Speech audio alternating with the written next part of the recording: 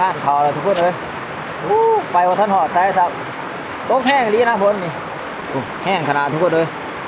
น้ำไหลนองด้วยนะตามถนนนี่จะไปไหนจะบ่อเนาะ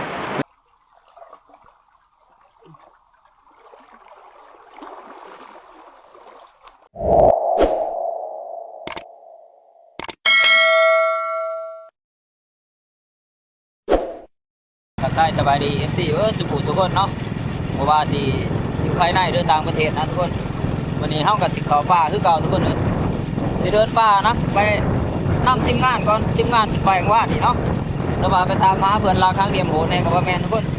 เพราะว่าพานทองกับพานมองแล้วก็บ่าวสัญญาพานเฝ้าขึ้นไปว่านี่เนาะที่แรกเฮากับว่าสิขึ้นไปนำกันเลยทุกคนแต่ว่าเฮาก็อยากตัดเขาเนาะค่าตัดเขาทุกคนเลยตัดใบเขาเฮาที่ว่าเฮาบ่ทันได้ตัดตอนนั้นแต่เพราะว่าคิดว่าสิตัดมื้อนั้นมื้อนี้แล้วบ่ได้ตัดทุกคนเลยเด้อ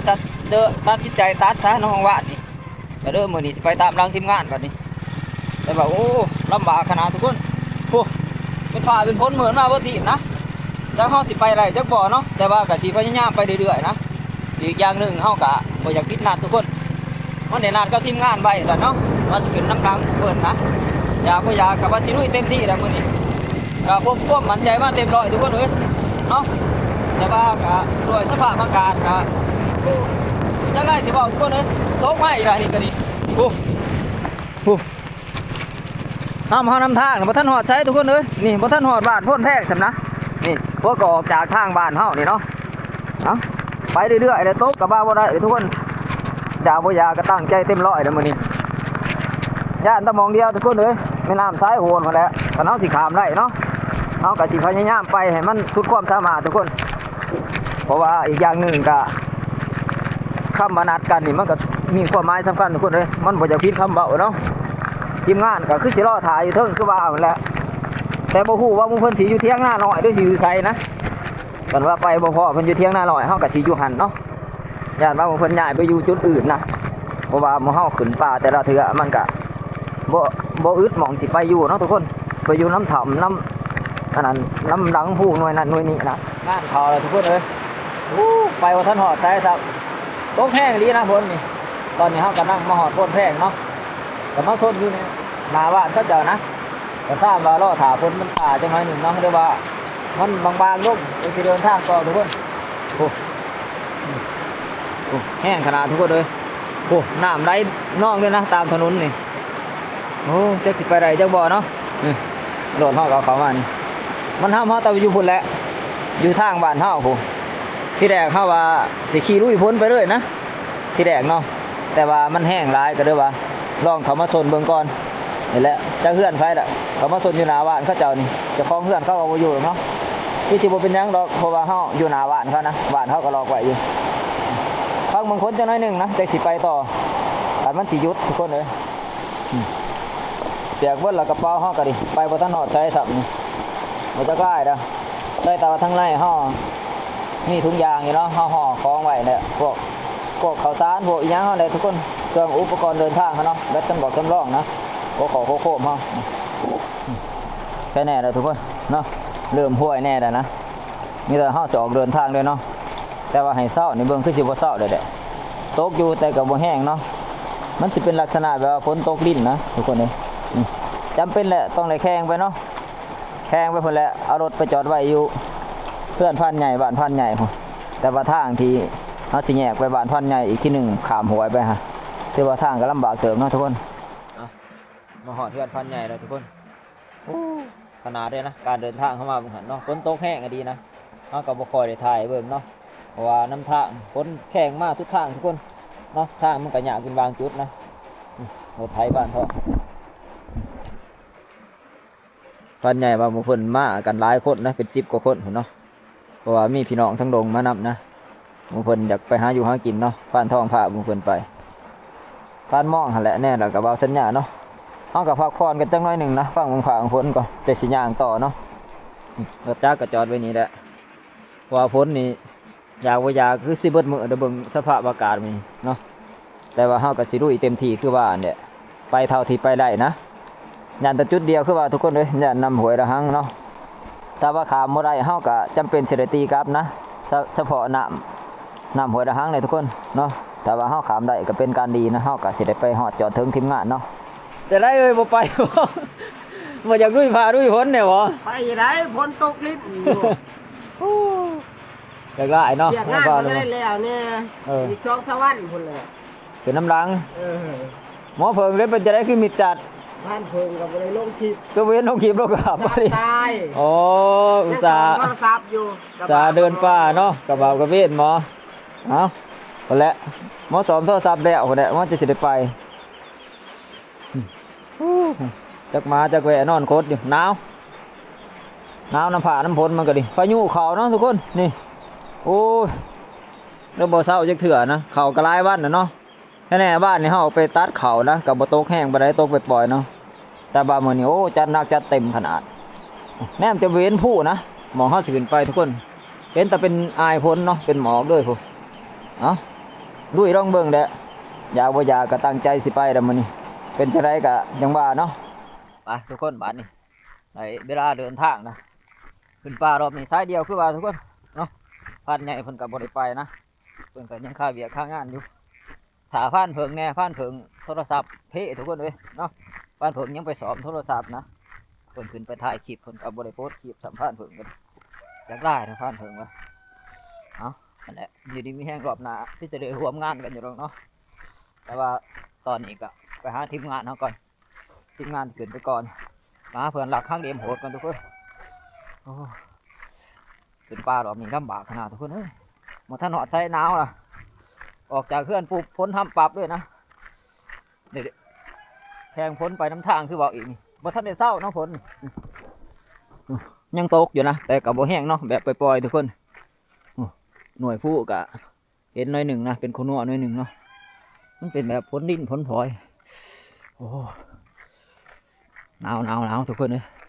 เอากลับมาหอดไก่ตีนเขาเลยทุกคนโอ้แค่แน่พ้นนี่คือว่าเศร้าเลยเนาะแต่บายังขึ้นแห้งอยู่นะ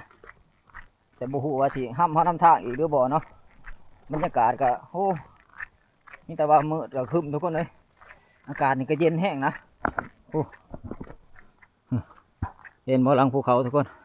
เนาะท้องฟ้าก็ยังมืดน้อยหนึ่งนะแต่ว่าสายพ้นนี่คือประยุทธ์ไปแล้วนะการเดินทางของเขามื้อนี้ก็สิลำบากคือว่านะเพราะว่าทางขึ้นเขานี่มันก็มีแต่หินตะไคร่เนาะทุกคนอันใดเขาต้องคอยระวังแล้วก็เซฟตี้ตัวเองตลอดนะเพราะว่าอย่างบางเถื่อก็มันมืนทุกคนเลยมืนหินมืนยังเลยเนาะคือเห็นแต่ละเถื่อการพ้นโมโตเขาก็สิสะดวกน้อยหนึ่งนะสำหรับการอย่างเนาะแต่บางมือนี่โอ้น้ำนี่จัดไปเต็มตองเลยนะแต่ละหวยละห้องสมควรทุกคนเลยขนาดทางขึ้นผู้ได้นี่น้ำยังไรตาเลยทุกคนเลยโอ้ไว้เป็นหอมเลยนะคือว่าพ้นนี่กำลังยุดบังหันเนาะเพราะว่าตกแห้งนะคือเห็นเดี๋ยวห้ำเข้ามานำทางโอ้โหจุดใจเลยทุกคนเลยโอ้น้ำนี่แห้งร้ายทุกคนเลยนี่จุดที่เขาเคยพักผ่อนนะเนาะนี่โอ้พอพ้นกำลังเช่าโต๊ะบังหันนี่น้ำมันลงมาแห้งนะนี่มาตามลำตัวนี้ด้วยเนาะลำห้องน้อยนี่นี่จุดที่เขาเคยพักผ่อนก็ทีมงานตลอดนะจุดต้นแสงห่มแสงนี่เนาะโอ้แต่บรอบนี้เขาสิบได้พักผ่อนอยู่นี่เลยทุกคนข่าวเนี่ยเนาะมันไก่11 โมงเนี่ยนะข่าวเดินทางเนี่ยหยาดหยากน้ำในทุกคนเลยนี่มาย่ำไรกับพวกเขากับพักผ่อนอยู่นี่แหละแต่ว่าเที่ยวนี้เขาเดินทางคนเดียวนะนอกจากสีแดงมือเนี่ยน้อยหนึ่งเนาะหยาดพาลงพ้นโต๊ะน้ำทางอีก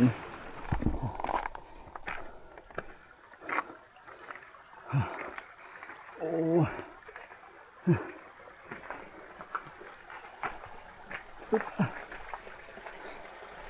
อ้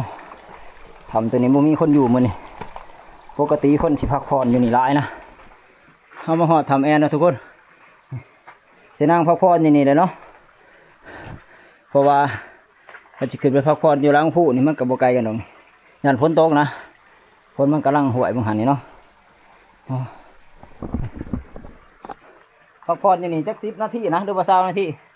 จะสิเดินทางต่อทุกคนโอ้เพื่อมาหอดนี่ก็ซื้อว่าเมื่อยแห้งแล้วเติมเนาะคนทางขึ้นมากกับสิยางลำบากน้อยหนึ่งนะ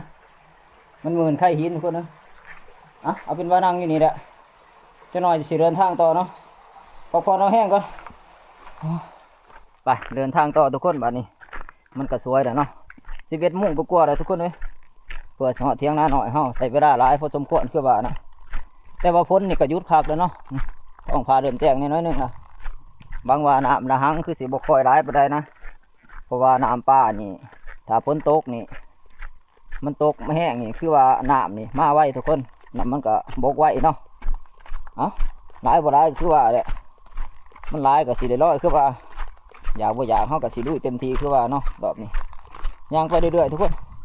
เพราะว่านี่มันก็เที่ยงแล้วนะสำหรับเนาะไก่สิเที่ยงแล้วหิวข้าวมองได้จังสิพักกินข้าวน้ำทางนะแต่ว่าตอนนี้เขียวย่างในจังหน่อยหนึ่งเดินทางคนเดียวนี่ก็สิเขียวแน่ทุกคนเพราะว่าเฮาอยากไปมันหอดไว้ที่สุดเท่าที่เฮาสิไปได้เนาะแต่มันคำทุกคนเลย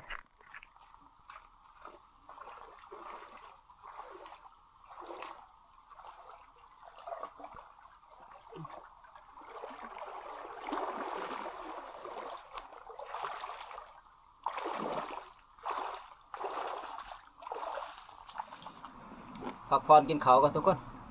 หิวข้าวแล้วเนาะเที่ยงนะนี่โอ้ไว้ย่างนะกินข้าวนั่งจักเด็กจักหน่อยจะสิย่างต่อนะ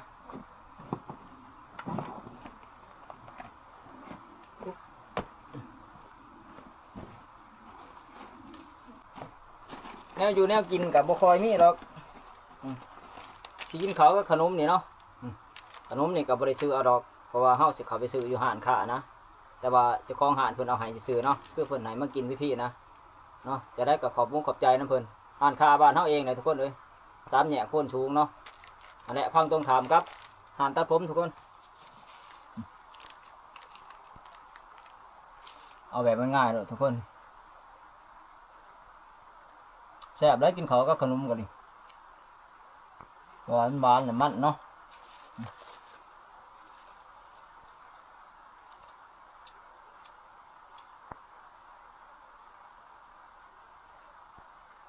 ฝนในบ้านเช้ากะนึ่งคืบนี่นะ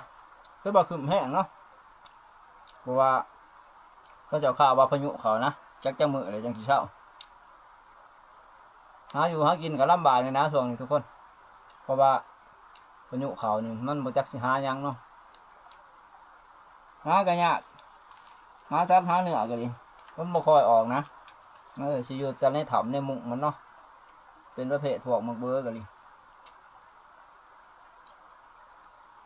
บ่ได้ยังกะจิไปหาปลานะเตี๋ยนี่เอาตะคอไปนำหมักเบ็ดทุกคนเลยก็เลยไปย้อนเนี่ยแถวหัวแถวห้องเนาะก็เลยชูกันกินนะเพราะว่าทีมงานเท่ากับไปหลายคนรวมๆเดี๋ยวเป็น10คือว่าก็ว่า11 12ผมก็บอกใจทุกคนนี้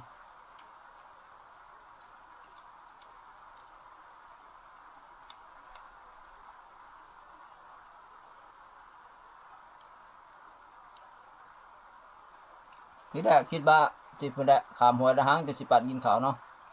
แต่ว่าบ่ไหวมันหิวข้าวแห้งนะเที่ยงกว่าแล้วขนมพี่นี่แซ่บเติมทุกคนเลยก็ว่าหวานน่ะมันขนาดเนาะแต่ว่าเฮาขึ้นป่ากะคันโชคกันมันกะสิแบ่งไปเพิ่นอยู่ดอกแนวอยู่แนวกินเนาะเพิ่นให้เฮามาเฮาก็ต้องตอบแทนเพิ่นนะทุกคนน้อยบ่ได้กะมันเว้าเรื่องน้ำใจเนาะช่วยเหลือซึ่งกันและกันแหละเพิ่นให้เฮาให้เพิ่นก็ถือว่าเป็นการดีทุกคนเลย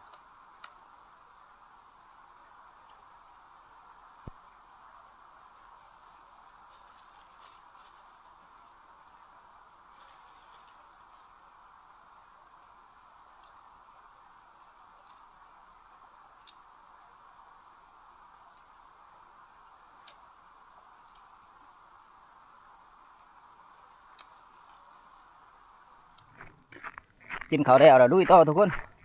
มืดมาอีกแล้วตกนะนั้นให้ลงมิดแล้วเนาะแต่ว่าเป็นลักษณะฝนพลอยทุกคนเลยเนาะแข่งไปเลยระบาดเขาก็เดินทางมาไกลเติบแล้วนะเนาะพักกินข้าวบางหันก็อยู่ด้านมิดทุกคน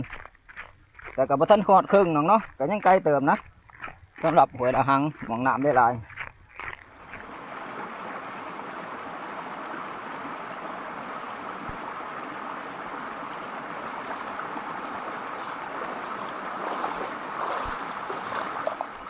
ตอนนี้เฮาก้าวเข้าสู่ลงเอียนนะทุกคนลงตัวนี้ก็ต้องย่างไว้ในน้อยหนึ่งเนาะลงตัวนี้อันตรายนิดนึงทุกคนเลยเพราะว่าช่วงหน้าฝนนี่มักแอออนมาได้ทุกคนเรียกว่าตัวถากเลยเนาะขันว่าผู้ใดบอกง่ายว่าขันยานถากนี่หน้าฝนนี่เดินป่าอะไรนะทุกคนถากนี่ร้ายเนาะอยู่ผู้อยู่เขานี่แหละแต่ว่ามันก็สิมีเป็นบางจุดคือลงตัวนี้ก็ร้ายลงน้องเอียนเนาะแล้วก็สิมีแถวผมแหละแถวลำกระตินทุกคนมีเป็นจุดนะเพราะว่าลักษณะมันอยู่นี่พวกแม่งอันนี้นี่มันมักอยู่มองซุ่มแล้วก็มันเอือดนะทุกคนเนาะว่าง่ายๆว่าเกิดชื้นเวิร์ดเด้ยนะเฉพาะย่ำแดงย่ำพ้นกะมันเอือดนะมองมันอยู่เนาะ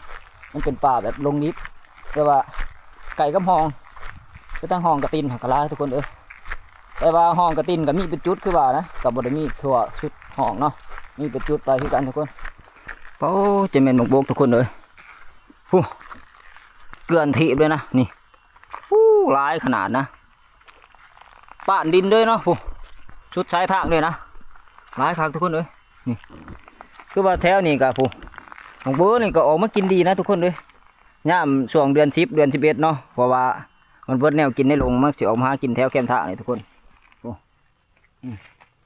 โอ้ยโลกขาโลกแหน่ทุกคนเลยต้นเดียวนั่นนี่เนาะเอากายมาหากับ4-5 ต้นแล้วก็โลกคือกันนะข้างนึงก็มี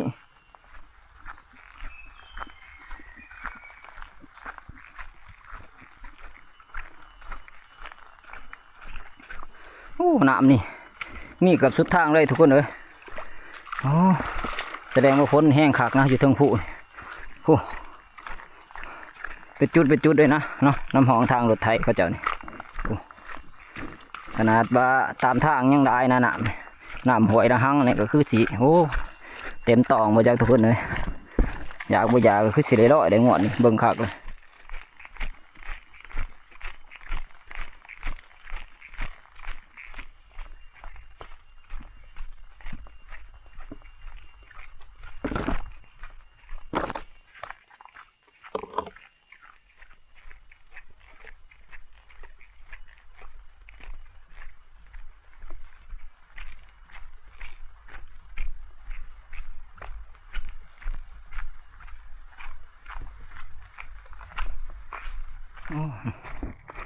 กระตอบสาวานเขาขึ้นมาอยู่หากินทุกคน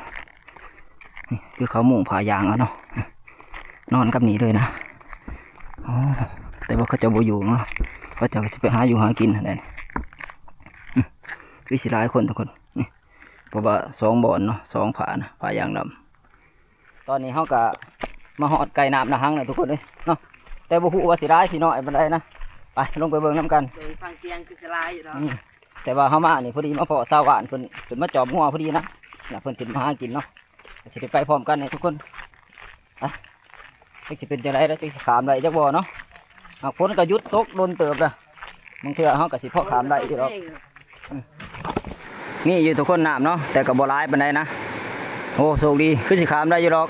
เพราะมันก็บ่แห้งปานใดนี่น้ำบ่ได้ขุ่นทุกคนเลยมันยังใสอยู่เนาะแสดงว่าฝนนี่มันตกแต่แถวรังผู้ไปหาบ้านเฮานะแถวนี้ก็สิตกอยู่น้อยหนึ่งเนาะตกบ่แห้งคือว่าบ่ร้ายแต่แห้งนะน้ำทุกคนมันก็ต้องคอยไปนะคอยทำไปคือว่าได้แห้งเกินเนาะ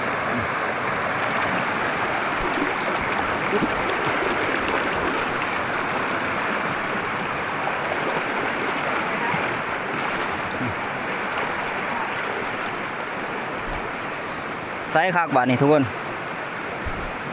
เขามางวดก่อนเขาขามเมืองทึ่งเนาะก็ทีมงานนะคุณน้ำแล้วก็แห้งเนาะช่วงนั้นฝนตกแต่ว่านี่ฝนคือสิบ่ตกแห้งก็ได้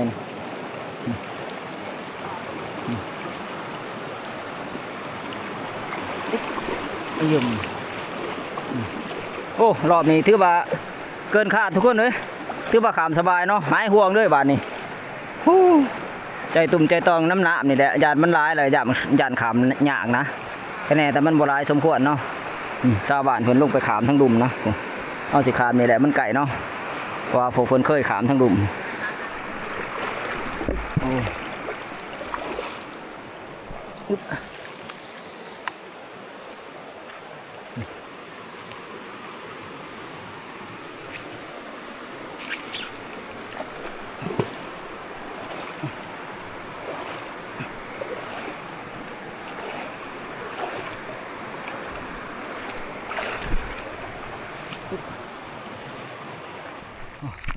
สบายหายห่วงทุกคนบัดนี้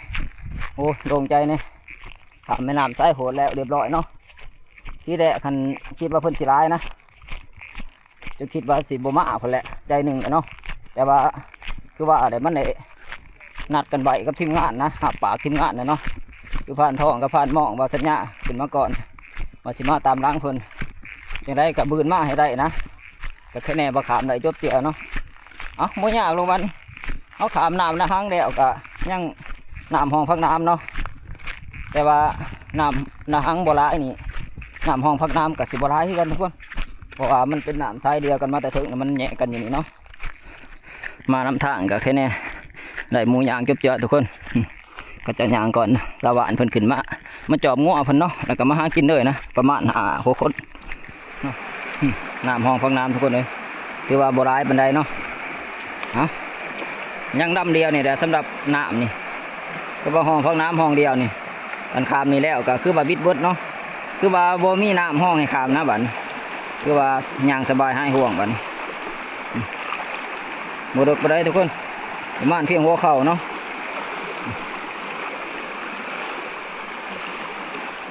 ไปมุ่งหน้าไปเที่ยงหน้าหน่อยเฮาบัดนี้ทุกคนคือเฮาขามห้องพักน้ำมาแล้วนี่ก็คือว่าไก่แต่นั้นเนาะไก่ชอเที่ยงหน้าหน่อยเฮาแหละยังบ่ถึงครึ่งสำนะเพราะว่าเฮามานี่ไก่ครึ่งทางเนาะขามดอนไปอีก2 ดอนนี่ก็ฮอดด้านยุ่นทุกคนเลยขามด้านยุ่นไปก็เป็น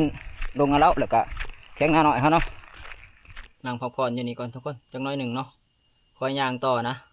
เพราะว่าเฮากระดิ่งทางมานี่ก็ชุดทางเนาะเกี่ยวย่างอะไรทุกคนหยาดน้ำผาน้ำพ้นหยาดมันหยากน้ำหนามน้ำไหนเนาะคะแนนมาหอนี่ก็ถือว่าช่วงประมาณ2 โมงกว่าทุกคนถือว่าเฮาก็เดินทางมาใบเติมนะเพราะว่าเฮาอยู่รังผู้กับไก่สีเทียงนะเนาะประมาณ11 โมงกว่าเฮาอยู่รังผู้แต่ว่าจากนี้ไปหาเที่ยงหน้าหน่อยเฮาก็บ่ไกลทุกคนเลยยังบ่เกิน1 กิโลเนาะก็สิฮอดเที่ยงนะพักผ่อนจัก10 นาทีพุ่นแหละจังสิย่างต่อเนาะแต่ว่าพ้นนี่ก็หยุดแล้วทุกคนเริ่มแจ้งน้อยหนึ่งเนาะแต่ว่ามันเป็นเงาๆนะแดดบ่แห้งแต่มันเอาทุกคนเลยคล้ายๆว่าเอาพ้นเนาะท้องฟ้าก็ยังครึ้มอยู่ไปย่างต่อบัดนี้ทุกคนเพราะว่ายังอีกบ่ไกลก็ฮอดคือว่าเนาะขามลงตัวนี้ไปก็ฮอดฝากไปหาทีมงานเฮาบ่ฮู้ว่าหมู่เพิ่นอยู่ทับกันเบิดหรือบ่เนาะบางเทื่อหมู่เพิ่นสิออกไปรัดแรงนำก็มีแล้วบ่จักเนาะเพราะว่าฝนมันเช้าตกญาติหมู่เพิ่นออกไปรัดแรงเนาะแต่ก็สิออกไปบ่เบิดหรอกเพราะว่าทีมงานเฮาหลายคนเนาะอาจจะมีผู้อยู่ทับนำได้ทุกคนนกหลายนี่ทุกคนเลยนี่เอามาเสียหอดไก่ชอดเที่ยงกันนะเนาะนี่ห้องทางหน้านี่เฮ้ยนกเป็นชวนอยู่อยู่เถิงนี่เนี่ย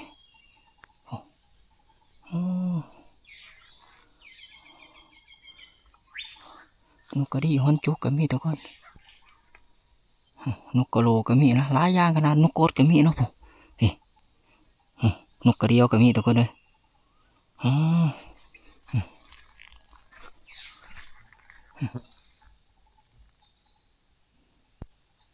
นกไส่ก็มีทุกคน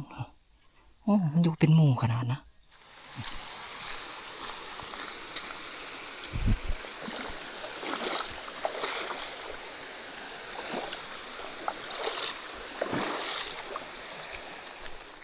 ทีมงานเขาอยู่จบเจือทุกคน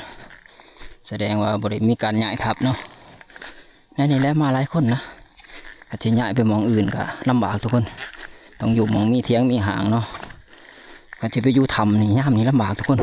เพราะว่าพ้นนี่ยังคืบอยู่นะอย่างมันตกเนาะมาหอดเทียงหน้าหน่อยเรียบร้อยทุกคนคือว่าพอทีมงานเนาะคือว่าเพิ่นอยู่เทียงนี่แหละเพราะว่าพาลงพ้นตกเพิ่นสิย้ายไปอยู่ทำมันก็ลำบากเพราะว่าทีมงานเขาหลายคนนะอยู่กันครบหน้าครบตาเบิดคือว่าบ่ทันออกไปรัดแดงเนาะเป็นว่าปั่นกินข้าวจะน้อยหนึ่งจะออกไปรัดแดงโอ้เมื่อยทุกคนพากันแต่งอยู่ขั้วกินอยู่ทีมงานใหญ่ด้วยบ้านนี้ประมาณ12 คนนะหมู่เพิ่นมาเนาะ13 ถึง 5หมู่เพิ่นมาแต่เฮาก็บ่ได้นับเบิ่งหรอกนี่นอนอยู่นี่ก็มีโอ้บ่ทันได้ตื่นเฮ้ยลูกแล้วแม่หมอนี่โอ้ยสิมาหมานในโตนี่โอ้ตื่นได้โอ้ยกำลังมาหอดเดียวนี่คือบ่น้ำก็บ่ได้ปานใดนะตกอยู่กับบ่แห้งในฝนน้ำห้องมองเที่ยงเฮาอยู่โอ้ยเฮ็ดหยังกินเลยเพื่อนดัก โอ้ยลาบนกลาบโนนี่แหละ โอ้ แกงเห็ด มาหอดก็กระดังทีมงานสิกินข้าวพอดีเอ้าพอดีแหละ โมเมนต์ ในโซกพร้อมกัน จ่าโยยจ่าโดย ลาบนกบ่ตัวนี้ตัวนั้นอีหยังแกงหยัง แกงเห็ด โอ้นี่บ่ตอนรับเสี่ยว โอ้ เรียกว่าหนังกรอบหนังกรอบ เอาเฮ็ดนี่บ่ตอนรับ เอาเห็ดนี่แต่ว่า เอากินเฮ็ดไปก่อนเนาะ นี่แล้วเลยกินเห็ดดีกว่าได้กินปลาแดก บ่ ในเรบ้านมองเจ้าหยังตอนรับก่อน เฮ้ยยาเย็นยาเย็น โอ้อีหยังเลยนี่ กิน อืม กินไม่รู้ล้มสาวแม่ห้างแม่หมายมากกระทืบโลกในเขาขึ้นสิ โอ้เฮ็ดอีหยังล่ะเขาเอิ้นฮะ เฮดตาโล โอ้เจะเคยกินน่ะบ่ เอาคนได้ว่า นี่ โอ้ยบ่เคยก็กินเป็นทิพย์บ่เป็นหยัง เอ้าเพิ่นว่าสิสัวเฮ็ดตะโลเฮาก็บ่เคยกินหรอกเนาะก็สิลองเบิ่งอยู่ดอกจักคำจักไร แม่นบ่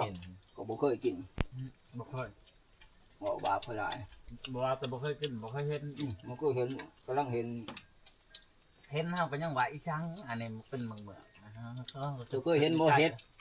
เฮ็ดละก้อนบ่เพิ่นเอิ้นนะ เนาะอันนั้นบ้านเฮาหลาย โอ้ อ้าวบ่เคยเห็น มานอน ซองมือสดหลดเนี่ยจะที่ท่านนะเทละครกินได้ ใช่ก็กระโดดเวลาเมาเมาสำคัญเขา โหบ่เมา มันเทละครช่องใบบัวบกเทละครแสบกับตัวนี้ใบบัวบกก็แสบได้ เฮ็ดละครก็แซ่บกว่าหอนมักจ้องหมดแล้ว อ๋อ หันกินยากกี่ดินหลาย แสบกว่ามักจ้องคือตัวหวาเลย สำหรับข่อย แสบกว่ามักจ้องหาเมื่อก็ได้ แต่เขาก็ซื้อเห็นแต่พ่ออันนี้โลละ2-3 แสนต้องไปซื้อแล้วต่อ มันหายากได้เท้า แม่นแล้ว ตัวไปสร้างเมื่อเห็นละครครับตัวไปสร้างมักจ้องก็เห็นรถมักจ้องเห็นละครนะฮะบ่เห็น เขาบุจักอีก อ อย่า ย่าง งตัวหมอนะ เห็นบอกแกงหลงใหม่กับมุกหลงหัวมุกหลงหัวได้แสบกว่าเสือไปห้าซ้ำร่องมันแบบนี้เห็นตีหน่อมุกหลงหัวปบหน่อบอกมุกหลงหัวเข็นหน่อยโหมันกินกระยาได้เก่งหลงใหม่ ก็บ่ยักไปหุ่นอีกหัวจังตักเบิ่งยักผีที่ตักใส่ คลองมาบ่เฮาเขา ยั ว่าก ผียักผีคือตักใส่ กินข้าวกินน้ำแล้วเฮาสิขอตัวพักผ่อนก่อนทุกคนเพราะว่าเดินทางมานี่ก็ไกลสมควรเนาะก็เมื่อยแน่นะมีแต่ว่ามื้อแรกพุ่นแหละเฮาสิออกไปไต่ตาเนาะเบื้องนี้ทุกคนเบื้องทางรถที่เฮาเคยไปแล้วเฮาเห็นพอร์ตเก่ามันนะเบื้องนี้เนาะแต่ว่าทีมงานเฮานี่ก็พากันออกไปรัดแรกนี่ก็หลายคนนะพอดี10 คนพอดีทุกคนเพราะว่าหมู่เพิ่นมาก่อนหั่นประมาณ11 คนเนาะรวมๆแล้วนะก็พอดี12 คนทั้งเฮานะมาสมทบอีกผู้หนึ่งเนาะเอาเป็นว่ารอรุ่นน้ำผูกเพิ่นพุ่นแหละเนาะว่าหมู่เพิ่นไปรัดแดงสิโชคสิมานอยู่บ่ก็มีหลายภาคส่วนเนาะภาคส่วนหนึ่งก็ไปทับกระหอกนะไปเลาะเบิ่งกระหอกแถวจ่ายผู้มันเนาะภาคส่วนหนึ่งก็ไปนั่งห่างทุกคนเพราะว่าเฮามาหลายคนก็แยกย้ายกันไปเนาะแบ่งปันหน้าที่กันไปหั่นแหละเฮาก็พุ่นแหละมีแต่ว่าหมู่แดงนะจังสิดุยนะรอถ่าทีมงานมาพุ่นแหละเนาะนี่ส่วนของปู่ของฟังเฮาก็นี่ที่เฮาเอามาปลูกไว้สุดก่อนนี่งามเติมนะทุกคนคือหมักแตงนะหมักแตงไทยนี่เริ่มจ่อดอกน้ำแล้วได้นี่ไก่สิเป็นหมากแล้วเนาะก็เหลือบ่หลายดอกนี่เหลือประมาณ2 ต้นนะเหลือจากงัวกินเนาะส่วนแตงกวากับหมักถั่วเฮาผักหญ้าเฮางัวกินเสร็จเบิดทุกคนเลยมันแก้วเฮาก็นี่งามเติมได้นี่เฮาเอามาปลูกแต่พุ่นแหละตัวงอดก่อนเนาะติดเบิดแล้วนี่เริ่มมีติ่งแล้วได้นี่ทุกคนเลยติ่งมันสิเดินหัวนั่นไหนเวลาไปไต่ตาแล้วทุกคนบัดนี้คือว่าตอนนี้ก็เป็นเวลา2 ทุ่มนะทีมงานเฮาที่ไปรัดแรงก็ถือว่ามานํแล้วเนาะก็ยังขาดประมาณ3-4 คนนะที่บ่ทันมาเนาะก็สิมีพานหม้อแล้วก็เว้าสัญญากับเบาๆนํทุกคนที่บ่ทันมาเนาะคือส่วนที่เหลือนี่มาเบิดนะก็บ่ได้โศกได้มานหยังเนาะบ่เพิ่นไปรัดแรงกันนี่แต่ว่าไปดุนต่อน้ำหมู่เฮาอีกที่หนึ่งตอนกลางคืนเนี่ยทุกคนคือว่าเฮาไปไต่ตามื้อนี้เฮาก็ไปซ้ายเดียวนะคือเฮาไปคนเดียวเนาะแต่ว่าทีมงานเฮาก็แยกย้ายกันไปก็หลายทางอยู่เนาะเพราะว่ามาหลายคนนะส่วนพานทองหั่นเพิ่นมาตลาดแดงเพิ่นพักผ่อนเนาะเพิ่นและเพิ่นจะออกอีกที่หนึ่งว่าช่วงเที่ยงคืนตี 1เพิ่นว่าเนาะแต่ว่าหมู่เฮานี่ออกก่อนนะไปจุดนี้จุดที่เฮาสิไปไต่ตาตอนนี้ก็คือว่าไปตามทางรถเลยนะทุกคนนี่ไต่ตาตามทางรถที่เฮาเที่ยวประจำเนาะช่วงยามแดงนั่นเองทางดงตัวนี้นะขางดงเรานี่เนาะแต่ว่ามื้อนี้ก็โอ้เดินแจ้งคักทุกคนเลยเนาะโอ้โหว่าฝ พวกเนื้อพวกชัดมันสิออกอยู่บ่เนาะเดือนแจ้งนี่แต่ว่าไปเบิ่งน้ำกันเลยทุกคนเลยว่าทีมงานเฮาสิมานอยู่บ่เนาะสำหรับคืนนี้นะ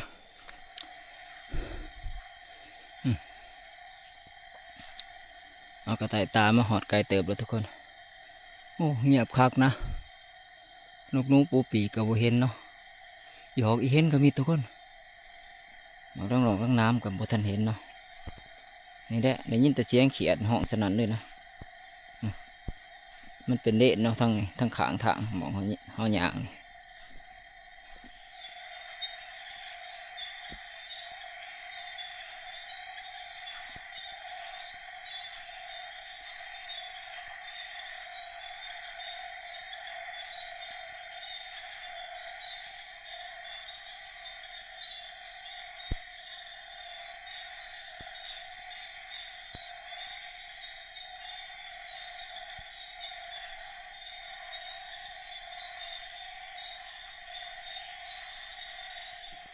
มันก็ออกมาหอดลานนะทุกคน